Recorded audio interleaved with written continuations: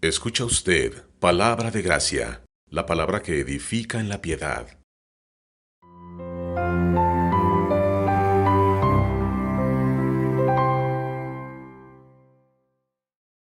Bien, voy a darle lectura a este pasaje en la carta que Pablo escribe a la iglesia de Éfeso, capítulos 4, versículo 1 al 3. Dice así la palabra de Dios. Yo pues, preso en el Señor, os ruego que andéis como es digno de la vocación con que fuisteis llamados, con toda humildad y mansedumbre, soportándoos con paciencia los unos a los otros en amor, solícitos en guardar la unidad del Espíritu en el vínculo de la paz. La iglesia de Villalta, una iglesia bíblica muy numerosa, invitó a un evangelista para una semana de mensajes especiales. Al final de esa semana, el evangelista desafió a la congregación a desarrollar una mayor devoción por Cristo y a ser más comprometida con la propagación del evangelio. Luego, sin mucho espectáculo, coerción o manipulación, invitó a la gente a pasar al frente del auditorio y arrodillarse con él para orar. Su mensaje había afectado a muchas personas y ellos respondieron a su invitación. Pero esta iglesia no estaba acostumbrada a los llamados al altar.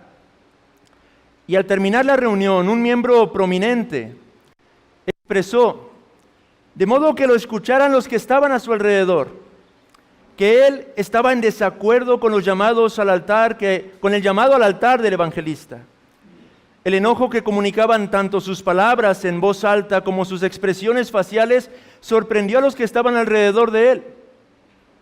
Acusó al evangelista de usar prácticas antibíblicas y manipulación emocional. Aún amenazó con irse de esa iglesia si los líderes no trataban de inmediato con esa situación. Al escuchar las acusaciones airadas de esta persona, varios salieron en defensa del evangelista.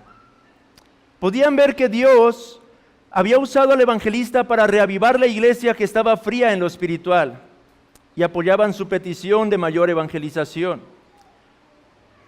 Acusaron a los que se oponían a los llamados al altar de ser tradicionalistas de mente cerrada, que siempre se resisten al cambio.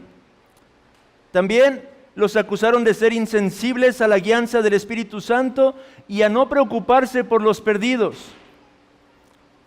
Otras personas se pusieron del lado del que criticaba, diciendo que el evangelista predicaba un evangelio que promovía una fe fácil.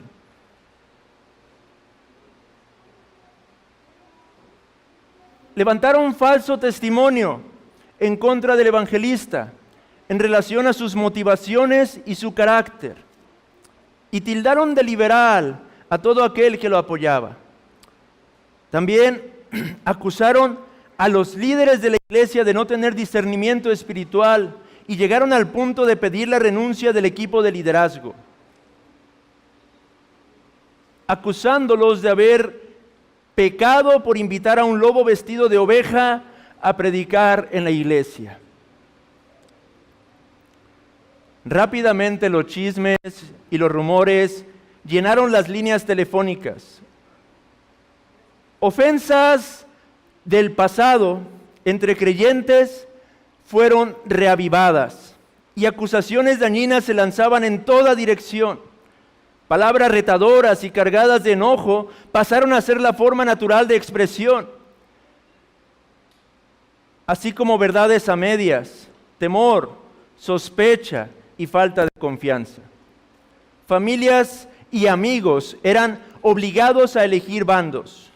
El liderazgo de la iglesia mantuvo una comunicación deficiente con la congregación y la ira y el odio escalaron. En menos de un año, la iglesia de Villalta se había dividido en dos grupos. Cada grupo aseguraba estar defendiendo la verdad bíblica.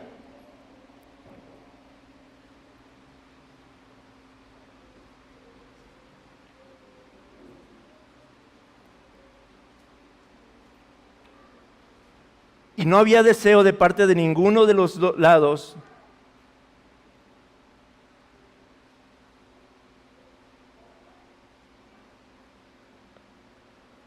de buscar la reconciliación.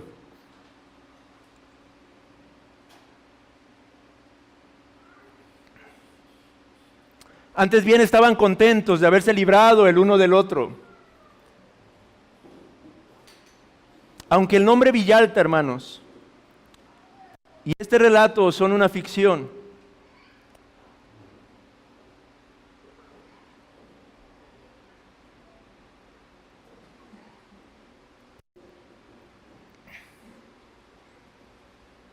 el comportamiento atribuido a esta iglesia es muy real. La descripción del conflicto en Villalta no es una exageración. Refleja las actitudes y comportamientos observados en innumerables peleas y divisiones de iglesias. Y es que sin importar nuestras opiniones teológicas sobre los llamados al altar, todos deberíamos darnos cuenta que el comportamiento de estos creyentes fue sin ninguna consideración por lo que las Escrituras enseñan acerca de la conducta y la forma de hablar que debe caracterizar a un cristiano. Se comportaron como personas que no saben absolutamente nada del Evangelio y del Espíritu Santo. Actuaron más como niños malcriados que como cristianos maduros, llenos del Espíritu del Señor. Hermanos, el conflicto es una realidad en medio de la humanidad desde el día en que el pecado entró a este mundo. Adán y Eva comenzaron a tener conflictos desde el primer instante en que ellos desobedecieron a Dios. Caín y Abel tuvieron conflictos en el que Caín terminó quitando la vida a su propio hermano. El pueblo de Israel constantemente leemos cómo es que se caracterizaba por murmuraciones, divisiones, pleitos, contiendas entre ellos en su peregrinar por el desierto. O que hay de Saúl persiguiendo a David para tratando de quitarle la vida, o del propio Absalón, su hijo, tratando de despojarlo del trono. En el Nuevo Testamento encontramos a los fariseos constantemente acechando a nuestro Señor Jesucristo. Aún los discípulos del Señor, podemos leer textos en los que discutían entre sí, peleaban entre sí. Y las iglesias del Nuevo Pacto, hermanos, igualmente enfrentaron conflictos. Corinto, Galacia, y aún en nuestros días, las iglesias locales a menudo enfrentan diferentes tipos de conflictos. La pregunta que surge es, ¿cómo? ¿Cómo pueden los cristianos trabajar en unidad hasta que Jesús regrese de nuevo? ¿Cómo es que debe un creyente bíblico, lleno del Espíritu Santo y poseedor de la guía de la palabra de Dios, tratar sus diferencias? Estos estudios, hermanos, los desarrollé por una necesidad particular en el norte. Y estoy basándome mayormente de una obra del autor Alexander Strauch que lleva el título Si os mordéis y os coméis unos a otros. Y cito de esa obra las palabras de este autor. Es importante tener en mente que no hay nada malo con creyentes en desacuerdo entre sí o defendiendo sus creencias. De esta manera aprendemos, corregimos y orientamos nuestros pensamientos y ayudamos a otros a mejorar. El Espíritu Santo a menudo utiliza el aspecto emocional de un desacuerdo o conflicto para llamar nuestra atención, para hacer los cambios necesarios en nuestras familias, iglesias y aún en nuestras vidas personales. El conflicto puede ayudarnos a descubrir nuestras deficiencias de carácter y corregir nuestras ideas doctrinales, definir nuestras creencias, refinar nuestros planes, ayudarnos a crecer en sabiduría y experiencia de vida. Nos pueden ayudar a aprender a confiar en Dios durante tiempos difíciles y profundizar nuestra vida de oración. Pero lo malo es que los creyentes se comporten pecaminosamente y traten los conflictos de una manera indigna y antibíblica. Tristemente, tal comportamiento es muy común. De toda la sociedad que pobla este planeta, hermanos, de todas las naciones que conforman este mundo, hermanos, de todas las personas, somos nosotros los cristianos, hermanos, quienes deberíamos de estar capacitados mejor que nadie para abordar cualquier diferencia o cualquier tipo de conflicto. ¿Por qué causa? Puedo dar dos. En primer lugar, amados hermanos, porque tenemos las Sagradas Escrituras. Y estas nos dan instrucción detallada respecto de cómo deberíamos de tratar esas diferencias y controversias. Dice un autor, a medida que los inspirados escritores del Nuevo Testamento abordaban estos temas, proveyeron instrucciones de incalculable valor sobre cómo los creyentes deben pensar, actuar y tratarse entre sí, sobre todo cuando surge algún conflicto. Y en segundo lugar, porque Cristo provee el poder por medio de su Espíritu para que seamos capaces de obedecer esta palabra, su palabra, y aún controlar, someter y sujetar nuestras pasiones pecaminosas, hermanos. Por eso es que el cristiano es quien debería de estar más capacitado para enfrentar cualquier tipo de circunstancia de estas. Hay tres principios bíblicos fundamentales que son los que estudiaremos a través de estas enseñanzas. El día de hoy veremos el primero de estos tres. Tres principios que la palabra de Dios nos ofrece para que nosotros consideremos como ese fundamento, esa base, la esencia de cómo deberíamos abordar esta clase de circunstancias. Cada uno de nosotros en lo particular. Veremos que el primero de estos principios es que el cristiano es llamado a actuar en el Espíritu. El segundo de estos principios, el cristiano es llamado a actuar en amor. Y el tercero es, el cristiano es llamado a actuar siempre en humildad. Veamos hoy el primer principio, que es actuar en el Espíritu. Cito, cuando surge el conflicto, nuestras actitudes y comportamientos deben reflejar nuestra nueva vida en Cristo dada por el Espíritu Santo que vive en nosotros. Hemos de reflejar el fruto del Espíritu y no las obras de la carne. Debemos andar por el Espíritu y ser controlados por el Espíritu, no controlados por la carne o caminar fuera de control. Hay algunos textos base para abordar este primer principio fundamental. Vayamos en primer lugar a la carta de Pablo a los Gálatas en su capítulo 5.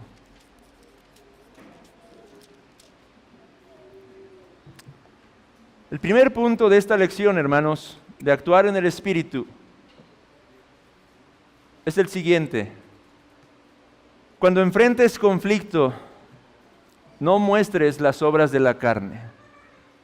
Cuando enfrentes conflicto, no muestres las obras de la carne. La mayor parte de las contiendas y divisiones innecesarias que afligen muchas iglesias hoy en día, dice Strauch, resulta de creyentes manifestando las obras de la carne y no andando en el Espíritu. En el caso de la iglesia de los Gálatas, existían serios desacuerdos sobre la función de la ley de Moisés en relación con la salvación y la vida cristiana. Tras exponer la doctrina correcta, el apóstol Pablo amonesta a la iglesia con fuertes palabras. Vean el versículo 15 del capítulo 5. Pablo dice, pero si os mordéis y os coméis unos a otros, mirad que también no os consumáis unos a otros. En este versículo 15, dice un autor, las personas, miembros de la iglesia, son descritas en el acto de precipitarse sobre los demás como bestias salvajes. La violencia y su resultado funesto son descritos mediante una serie ascendente de actos horripilantes. Se mordían unos a otros, comiéndose unos a otros, y si persistían, el apóstol Pablo está diciendo, serán totalmente consumidos los unos por los otros, obedeciendo los dictados de su hombre viejo, asemejándose a la naturaleza, a la bestia bruta, tratándose con dientes y uñas. Y dice un comentarista, uno podría esperar semejantes actos de terror y violencia de parte de los enemigos del pueblo de Dios en su arremetida contra el justo, como citan constantemente los salmos. Pero no se puede acusar de semejante conducta a los que se dicen ser creyentes en el Señor Jesucristo y miembros de la Santa Iglesia Universal. ¿O sí? Pablo los estaba acusando de eso. ¿Y cuál era la causa del potencial de destrucción mutua en medio de esta iglesia local? Vayan a los versículos 19 al 21. Y manifiestas son las obras de la carne, que son adulterio, fornicación, inmundicia, lascivia, idolatría, hechicerías, enemistades, pleitos, celos, iras, contiendas, disensiones, herejías, envidias, homicidios, borracheras, orgías y cosas semejantes a estas. Hermanos, a veces leemos este texto cuando predicamos el Evangelio a los inconversos, y es cierto, se aplica a la actitud del hombre en el estado inconverso, pero observe que el pasaje continúa diciendo, acerca de las cuales os amonesto a ustedes, creyentes de la iglesia de Galacia. Como ya os lo he dicho, que los que practican tales cosas no heredarán el reino de Dios. De toda esta lista, hermanos, de obras de la carne descritas, quiero destacar 8 que el autor de esta obra llama pecados sociales, pecados que tienen que ver más con la relación de los unos para con los otros, los cuales son enemistades. ¿Qué son enemistades? Sentimientos y acciones hostiles, podríamos decir. Pleitos, es decir, rivalidades, toma de partidos, de bandos, celos, es decir, una disposición egocéntrica, un resentimiento continuo, constante, iras, contiendas, la búsqueda de lo propio sin considerar a los demás, disensiones, controversias, opiniones distintas, discusiones en amargura, chismes, herejías, es decir, divisiones, facciones, esa mentalidad de nosotros contra ellos, envidias, es decir, ese deseo egoísta, un anhelo por poseer lo que otros tienen, que redunda en hablar mal del prójimo buscando sus faltas o incluso que lleva a las personas a alegrarse por los fracasos de los demás. Estos 8 pecados sociales destacan de entre los demás, porque son a menudo los que se manifiestan en medio de las contiendas, en medio de las diferencias, en medio de los conflictos que surgen, no solo en el mundo, pero dentro de la iglesia local. Ahora no vamos a estudiar detenidamente todo esto, pero hay 3 cosas importantes a la luz del contexto que podemos extraer, hermanos. Y lo primero, hermanos,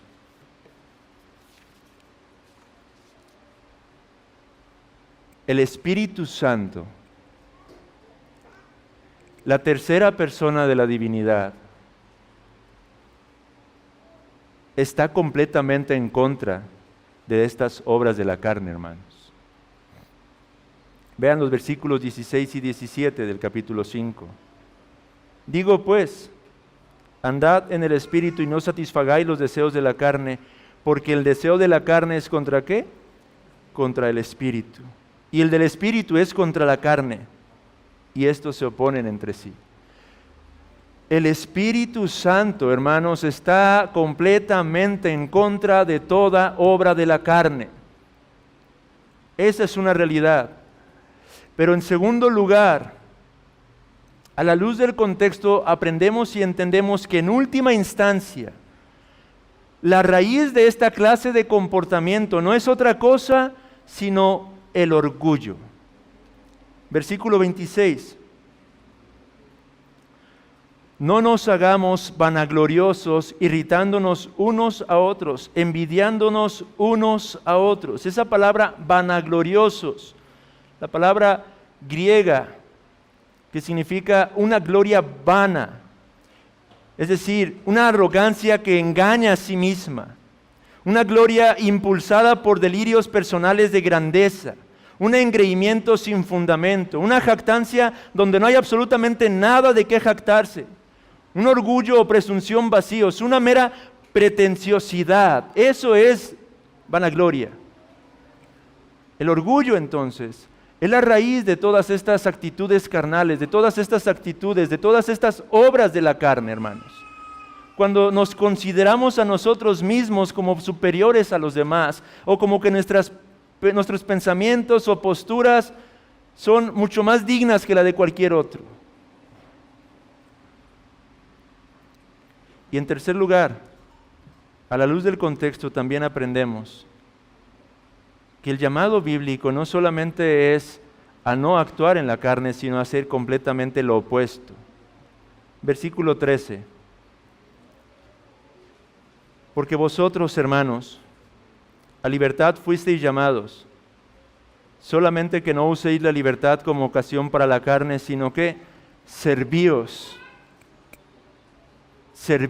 por amor los unos a los otros. ¿Qué clase de servicio es este, hermanos, al que nos está exhortando el apóstol Pablo? Dice un autor, es un servicio rendido en imitación a aquel que tomó forma de siervo y quien en la solemne noche, cuando puso su pie en el umbral de su más profunda e indescriptible agonía, se levantó de la cena y se quitó su manto y tomando una toalla se la ciñó.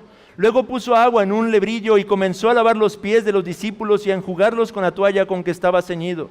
Él era el siervo que Isaías prefiguró, totalmente consagrado, sabio y dispuesto. Este es el servicio que Pablo tiene en mente cuando dice, servíos por amor los unos a los otros. ¿Qué es lo que se quiere decir por este amor por medio del cual un hermano sirve voluntariamente al otro?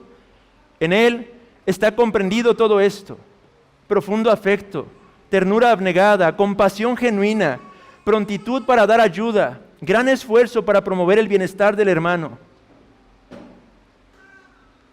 Y en un sentido amplio el del prójimo, longanimidad y aún perdón.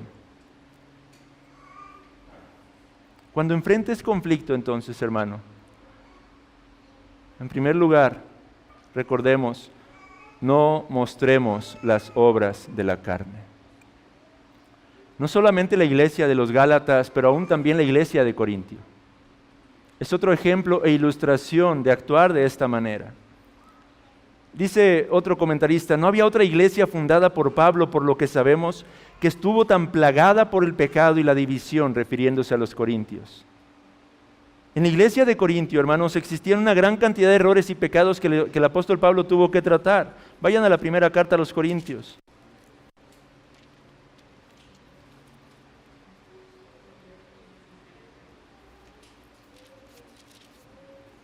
Vamos a mover rápido las páginas. Capítulo 1, versículo 11. Porque he sido informado acerca de vosotros, hermanos míos, por los de Cloé, que hay entre vosotros contiendas. Había contiendas entre los corintios. Después, capítulo 5, versículo 1. De cierto se oye que hay entre vosotros fornicación, y tal fornicación cual ni aún se nombra entre los gentiles. Había pecado escandaloso entre los corintios. Posteriormente, capítulo 7, versículo 1. En cuanto a las cosas de que me escribisteis, bueno le sería al hombre no tocar mujer. Había discusiones, había problemas para discernir o entender la forma adecuada de ver el matrimonio en el nuevo pacto. Capítulo 8, versículo 1. En cuanto a lo sacrificado a los ídolos, sabemos que todos tenemos conocimiento. El conocimiento envanece, pero el amor edifica. Había creyentes jactándose de su libertad cristiana, pero tropezando a otros al mismo tiempo, diciendo ser más conocedores, tener un conocimiento más profundo. Había jactancia, hermanos. Capítulo 11, versículo 18. Pues en primer lugar, cuando os reunís como iglesia, oigo que hay entre vosotros divisiones, dice el apóstol Pablo, y en parte lo creo. Capítulo 12. versículo 1.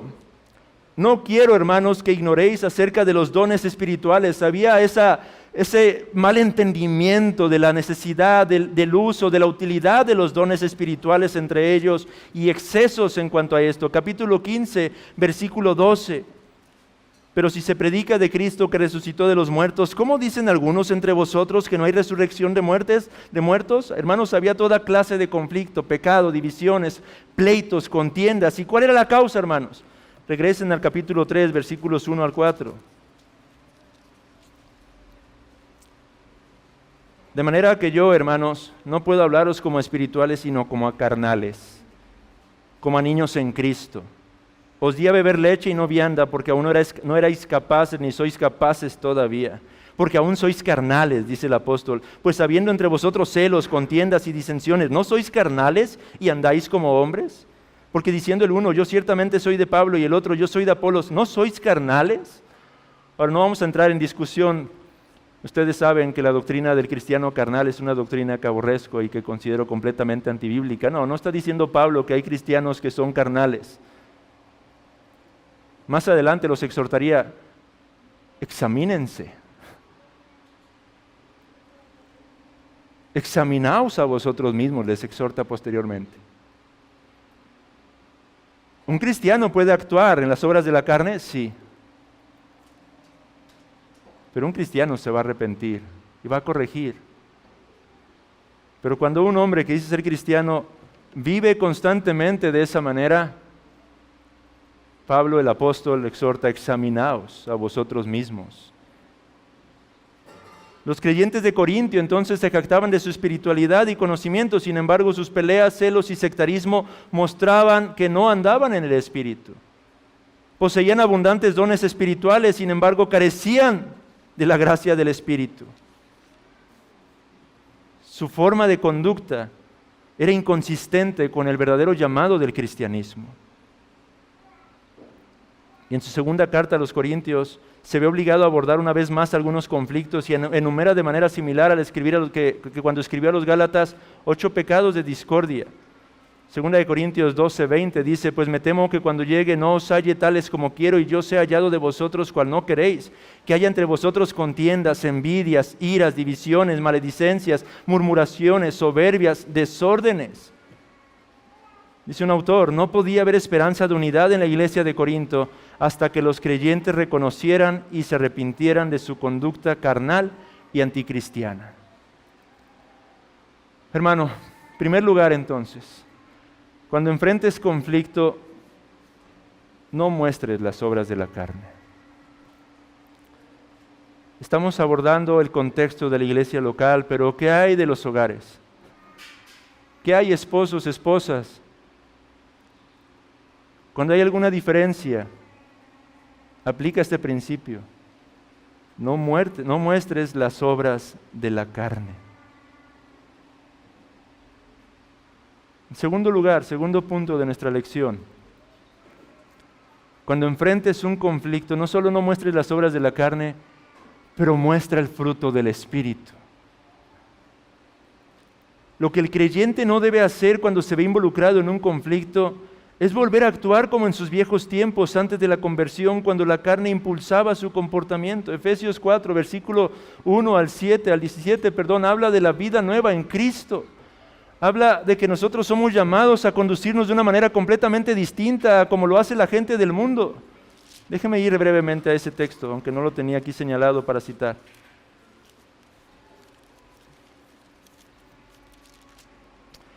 Versículo 17, Esto pues digo y requiero en el Señor, que ya no andéis como los otros gentiles que andan en la vanidad de su mente, dice el apóstol Pablo.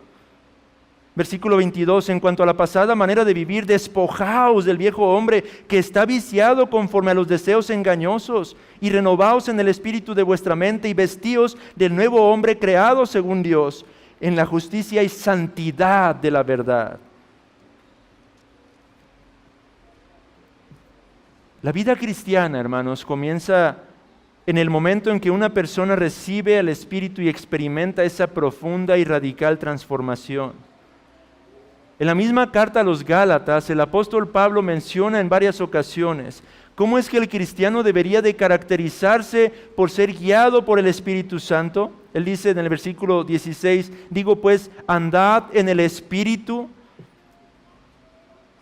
Versículo 18, pero si sois guiados por el Espíritu, no estáis bajo la ley. Versículo 25, si vivimos por el Espíritu, andemos también por el Espíritu. Se nos ha dado un precioso y maravilloso don a los cristianos. Los creyentes en Galacia estaban tratando de vivir en sus propias fuerzas y Pablo está exhortándoles a vivir, a andar, a ser guiados por el Espíritu Santo. Y eso es exactamente lo mismo que nosotros somos llamados a procurar hacer. La vida cristiana no se vive en sus propias fuerzas, pero se vive en la gracia de Dios por el poder del Espíritu Santo. ¿Y dónde es que obtenemos ese poder? Comunión con Dios, hermano. No oramos para tener un checklist. O no leemos simplemente para marcar nuestro plan de lectura. Leemos y oramos las Escrituras para tener comunión con Dios. Comunión viva, real, genuina, con el Dios omnipotente que es Espíritu y que ha prometido estar particularmente en el lugar secreto del cristiano.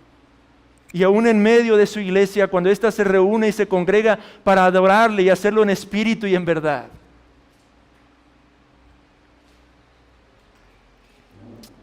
Dice otro autor, nada aparte de la llenura y presencia del Espíritu Santo es suficiente para ayudar a los creyentes a resistir los deseos de la carne y vivir una vida que refleje a Cristo. Pablo, regresemos a Gálatas capítulo 5. Presenta el contraste de las obras de la carne y lo que él llama el fruto del Espíritu Santo. Gálatas capítulo 5, versículos 22 y 23. Mas el fruto del Espíritu es amor, gozo, paz, paciencia, benignidad, bondad, fe, mansedumbre, templanza. Y agrega, contra tales cosas no hay ley. Un comentarista escribe que este fruto, hermanos, es nada menos que la reproducción práctica del carácter y por lo tanto la conducta de Cristo en la vida de su pueblo. Dice Alexander Strauch, el fruto del Espíritu entonces ofrece una guía objetiva a nuestras actitudes y nuestro comportamiento cuando enfrentamos un conflicto. Así que siempre deberíamos hacernos esta pregunta: ¿estoy mostrando el carácter de Cristo y la vida del Espíritu cuando tengo un desacuerdo con alguien o cuando trato con alguien que se opone a mis propios pensamientos? Hermano, detente a meditar cuando te encuentras en alguna diferencia con alguno de tus hermanos o en casa, hermano, hermana, cuando entre ustedes como esposos surge alguna diferencia. Hagan un alto y pregúntense, examínense, ¿estoy actuando verdaderamente en el Espíritu? ¿Estoy mostrando el carácter de Cristo en estos momentos? ¿Es el amor, el gozo, la paz, la paciencia, la benignidad, la bondad, la fe, la mansedumbre, la templanza algo evidente en estos momentos en mi propia vida? Es una tragedia, afirma Donald Guthrie, que las relaciones entre creyentes a menudo hayan sido destrozadas por el incumplimiento de las responsabilidades que conlleva el caminar en el Espíritu. Ahora, observe una cosa importante solamente para reflexionar un poco de esta lista. No se trata de los frutos, sino de el fruto. Cada una de estas palabras simplemente manifiestan un aspecto de lo que es el fruto del Espíritu Santo. Y cada uno de estos elementos deben de ser evidentes en un precioso equilibrio en la vida de un cristiano. Pero creo que no es casualidad el orden en el que se encuentran descritos. Comienza por el amor, pero concluye con esta palabra importante, templanza. es decir, dominio propio, autocontrol. Y Sinclair Ferguson menciona respecto a este aspecto del fruto del Espíritu Santo algo interesante, hermanos. Él señala que la templanza va al final, hermanos, porque al final, si estás viviendo en el Espíritu, si verdaderamente el fruto del Espíritu se está reflejando en tu propio caminar cristiano, en última instancia se va a hacer visible por medio de ese autocontrol, ese dominio propio, esa templanza, que es algo sumamente evidente a los que nos rodean. Él dice lo siguiente: la vida del Señor Jesús fue de perfecto dominio propio, pero lo que eso significa es que Él poseía y expresaba todo este fruto del Espíritu plenamente y en perfecto equilibrio entre sí. El resultado fue que aunque con su presencia las personas tomaban conciencia de su pecado y necesidad, Jesús nunca les humilló.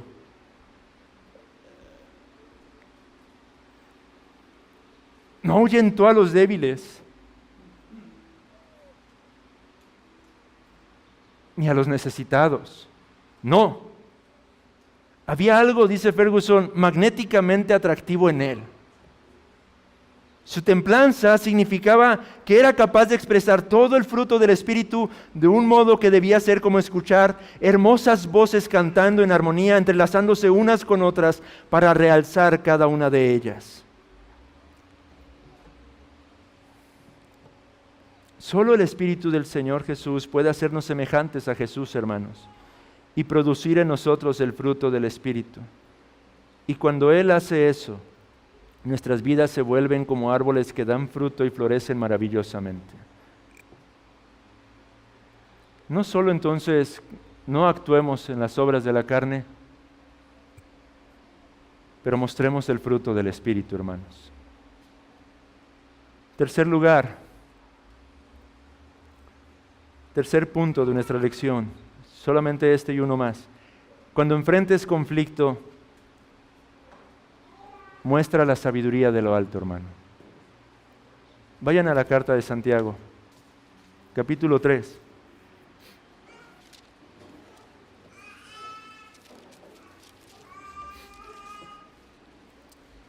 Versículos 14 al 17. Desde el 13 voy a leer. ¿Quién es sabio y entendido entre vosotros? Muestre por la buena conducta sus obras en sabia mansedumbre. Pero si tenéis celos amargos y contención en vuestro corazón, no os jactéis, ni mintáis contra la verdad, porque esta sabiduría no es la que desciende de lo alto, sino terrenal, animal, diabólica. Porque donde hay celos y contención, allí hay perturbación y toda obra perversa. Pero la sabiduría que es de lo alto es primeramente pura, después pacífica, amable, benigna, llena de misericordia y de buenos frutos, sin incertidumbre ni hipocresía. ¿Qué efectos tendrán nuestras palabras en aquellos que nos escuchan?, pregunta el autor. ¿Hablamos la verdad en amor?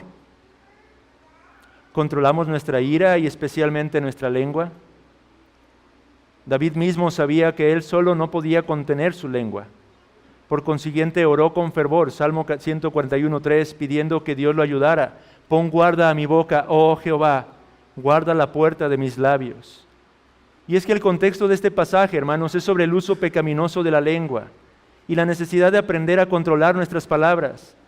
Santiago está contrastando dos tipos de sabiduría, digámoslo así, por decirlo de una manera, que pueden llegar a conducir nuestras palabras y conductas. Particularmente esto es de destacar en medio del conflicto. Por un lado, la verdadera sabiduría, es decir, la de lo alto, como la llama Santiago, se caracteriza porque es pura, es pacífica, es amable, es benigna, es llena de misericordia, es de buenos frutos, es sin incertidumbre, es decir, sin desórdenes y sin hipocresía. Y en contraste, Santiago menciona la sabiduría de abajo, Su origen, nos dice Santiago, es terrenal, animal. Más aún, dice él, diabólico. Y la evidencia de esta clase de sabiduría es que produce celos, contención, perturbación y toda obra perversa. Hermanos, ¿qué producen tus palabras? Una vez más, cito a Strauch. Cuando experimentamos desacuerdos acalorados con otros creyentes, deberíamos utilizar Santiago 3 para guiar nuestras palabras y conducta, siendo que allí se refiere directamente al control del fuego de la lengua y define una conducta cristiana apropiada. Sin esta sabiduría, estamos en grave peligro de mordernos y comernos unos a otros. Un ejemplo gráfico lo ofrece el propio autor también. Dice, en una iglesia, por ejemplo, algunas personas se pusieron de pie jubilosas y se regocijaron en público inmediatamente después de que la congregación, de forma contenciosa y por un estrecho margen, votó a favor de despedir a su pastor.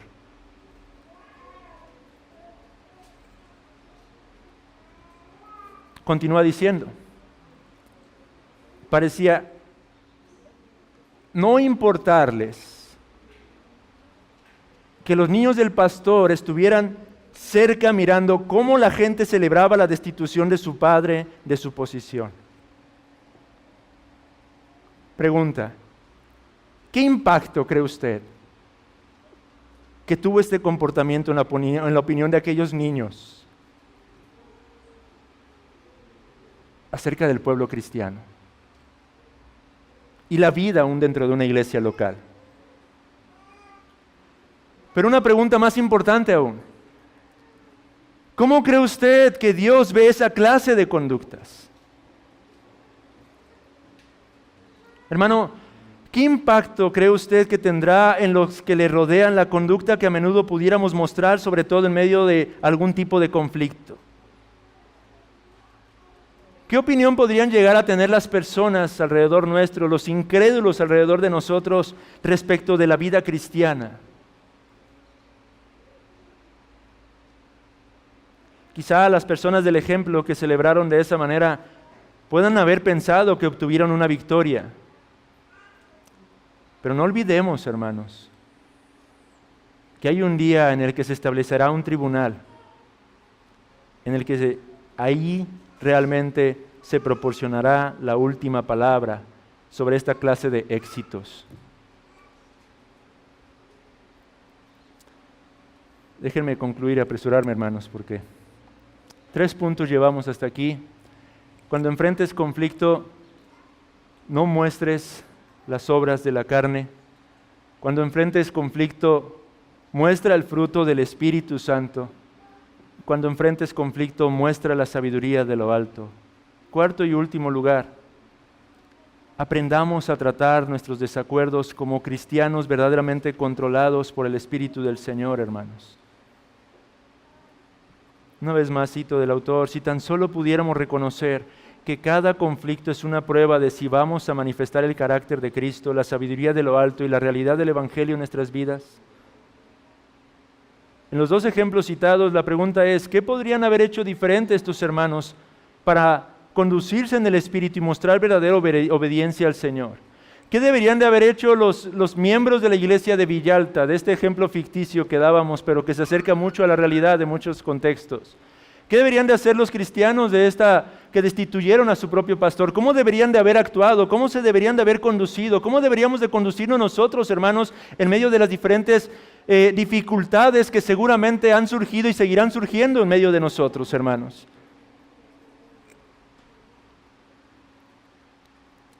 Seis cosas simplemente para resumir algo que veremos más adelante incluso. En primer lugar, hermano, ora. Ora al Señor.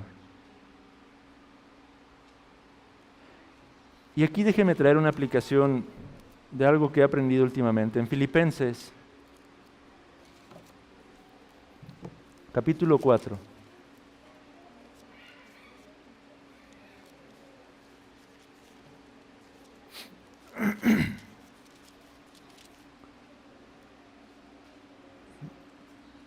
Versículos 6 y 7 dice el apóstol: por nada estéis afanosos, sino sean conocidas vuestras peticiones delante de Dios en toda oración y ruego con acción de gracias. Pablo está dando aquí una clave bien importante para nosotros los cristianos de cómo deberíamos de conducirnos en medio de dificultades, hermanos.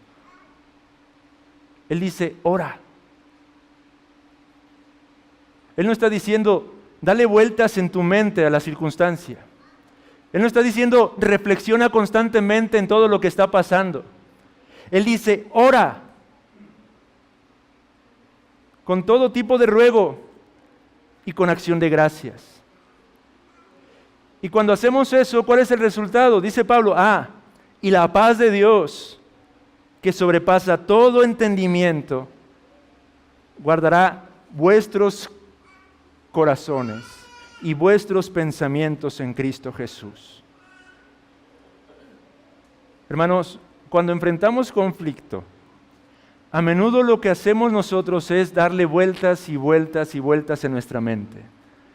Pero la Escritura nos exhorta y nos ordena, habla al Señor, ora a Dios. ¿Qué es lo que deberíamos de mantener en nuestros pensamientos? Bueno, el versículo 8 lo dice. Por lo demás, hermanos, todo lo que es verdadero, todo lo honesto, todo lo justo, todo lo puro, todo lo amable, todo lo que es de buen nombre, si hay virtud alguna, si algo digno de alabanza, en esto pensad.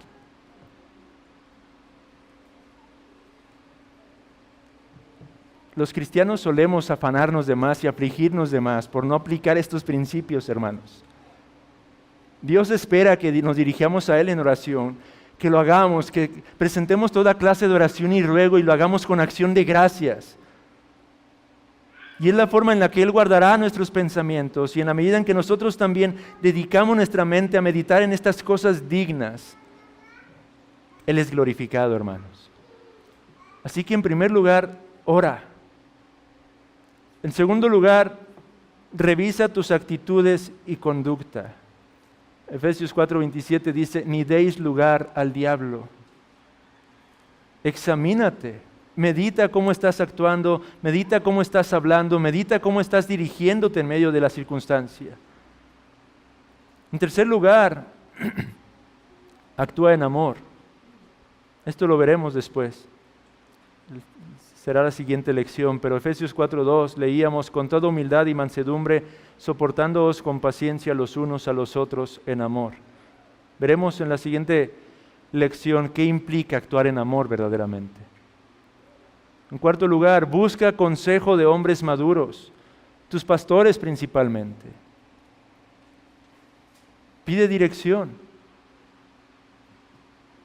Quinto lugar, trata a los demás con bondad y cortesía. Filipenses 1:27, solamente que os comportéis como es digno del Evangelio de Cristo. Y por último, lo que corresponderá a la lección 3, sé humilde. No olvidando esto, dice el autor, cada conflicto demuestra si practicamos lo que predicamos, si somos hacedores de la palabra o tan solamente oidores. Cada conflicto revela la autenticidad de nuestra vida cristiana. Jesús dijo, si sabéis estas cosas, bienaventurados seréis si las hiciereis. Y todos somos responsables ante Él. Actúa en el Espíritu, hermano.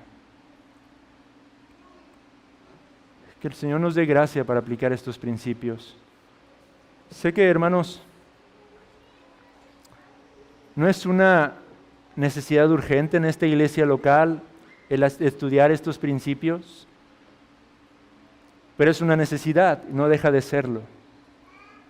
Y créanme, es mejor que estudiemos ahora, en este punto, que cuando sea quizá incluso demasiado tarde, hermanos. Hay iglesias en las que se llega a ese punto, hermanos, que por haber ignorado estos principios, las circunstancias van escalando y hay un momento en el que ya no hay retorno. Y Dios trae simplemente un juicio. Pero gloria a Dios que podamos meditar, estudiar y reflexionar en estos principios, hermanos, y que como iglesia el Señor siga usando todo esto para embellecer su obra, para seguir santificándonos, hermanos, para seguir purificándonos y conformándonos más y más al carácter de nuestro gran Señor y Salvador Jesucristo, hermanos. Amén. Palabra de Gracia llega a ustedes por el aporte de individuos y organismos comprometidos con la defensa de la fe. Para más información, comentarios o consejería, visite nuestra página de internet www.ibrg.mx, donde encontrará acceso a este y muchos recursos más que ponemos a su disposición para la edificación de la fe. Nuevamente le recordamos nuestra página de internet www.ibrg.mx. También encontrará gran cantidad de temas y estudios bíblicos para la edificación espiritual de su vida en el sitio web www.sacrateología.org, un sitio para la fe que busca entender. Le invitamos a conocer la Vía Clásica en www.laviaclásica.com, donde podrá descubrir muy interesantes artículos, reflexiones y cursos para la crianza y la educación cristiana en casa. Le exhortamos atentamente a escuchar nuestras transmisiones regulares en este canal por Nova Radio en www.facebook.com/Nova Radio MX, todos los sábados a partir de las 10 de la mañana y los domingos por la Campesina de 10 a 11 a.m. en el 97.7 de FM en la ciudad de Los Mochis, Sinaloa. No olvide ver y escuchar nuestras transmisiones en vivo el último jueves de cada mes en este canal por Nova Radio en www.facebook.com/Nova Radio MX /live-videos, donde también podrá interactuar con nosotros en tiempo real. Dios les bendiga.